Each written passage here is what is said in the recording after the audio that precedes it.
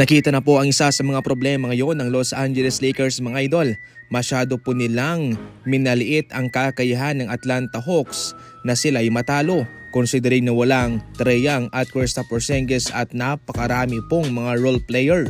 Walang Luka, walang Reeves ang Lakers mga idol sa labang ito at kanilang minaliit ang kakayahan ng Hawks sa labang ito. Kabilang yan sa mga problema ngayon sa Los Angeles Lakers at ito po ang isang rason. Walang enerhiya sa pagsisimula pa lang ng laban. Masyadong malamya ang execution ng Los Angeles Lakers sa unang 2 minuto. Samantalang iba naman ang ipinapakitang play ng Atlanta Hawks mga idol.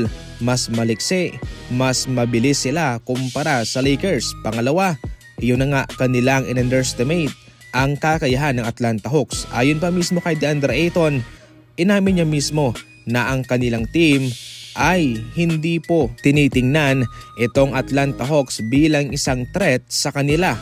At yun nga, napahamak sila sa bandang huli. Pangatlong mga idol, marami silang mga turnovers. Hindi po sila naging maingat sa pagdala ng bola at mahina ang kanilang depensa. At iyon naman ang tinake advantage ng Atlanta Hawks. Kanilang inaatake itong defense ng Lakers. Sa pangapat mga idol na rason, ang Atlanta Hawks ay naging matalino sa kanilang game plan at mas naging hardworking sila. Kung ang Hawks hardworking, ang Lakers naman sa labang ito ay kulang sa effort. Kaya mga idol, ang pagkatalong ito ay isang malaking leksyon para sa Lakers na dapat nilang tratuhin ang lahat ng team bilang pareha sapagkat heto nga, ang Hawks maraming na-injured, mahinang-mahina sila pero natalo sila sa huli. Samantala, grabing hard work itong ginagawa sa ngayon ng Detroit Pistons. Kapag naririnig mo ang salitang Pistons, kabilang ito sa mga kulelat na team sa NBA.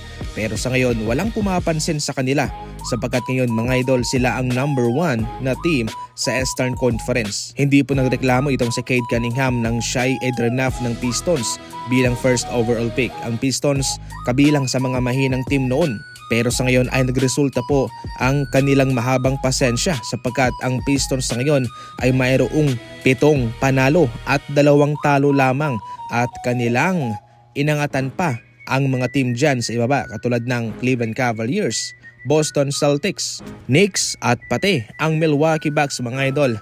Marami kasi ngayon yung napapansin lang ay yung mga powerhouse team, yung sikat. Itong Pistons mga idol hindi masyadong pinag-uusapan. Kaya sa vision ito ay atin po silang binigyan ng recognition sa kanilang magandang hard work na ginawa para sa season na ito. Sa kanilang mga laban mga idol, kanilang tinalo lang naman ang Rockets, ang Boston Celtics, ang Orlando Magic at pati ang Dallas Mavericks.